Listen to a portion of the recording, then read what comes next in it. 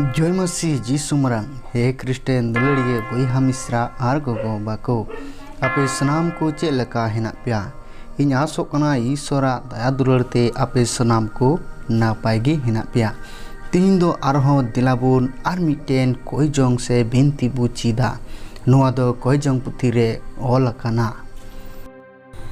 समाज तिया होक लगी कोय समाज तिया होक लगी कोय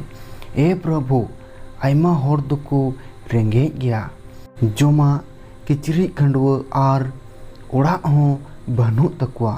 नोआ दो चिदा कारण दो नोआ गे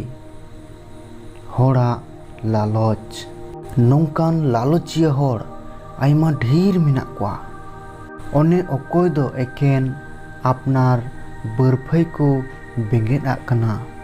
और आडे पासे रेन कुआ उसूला बुझा रावाल तकु बदलते अडी लेकान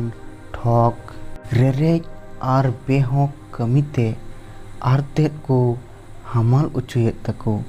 ए प्रभु नोआ बेहोक हालत चाबाय लगी दया कते उपाय आले में नौका में बाड़े जेमन सनाम हर दोगो होड़ और इन्हों जनी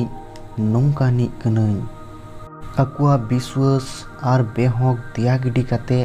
और आडे पासे रेन कुआ दुख कष्ट अपनारा बुझाव कते धरती रिया आसे तसे धन जत्तो होड़ भागी सहीते आतांग उच्चो को लगी आकोट दो आलो को हुयुक मा ए बाबा नौकाय में जेमन आले जत्तो होड़ दो बोयहा मेन कते मीट इटागिया असुलो और भागे तहेन रिया बुझा रावाल उचुई दो अपनार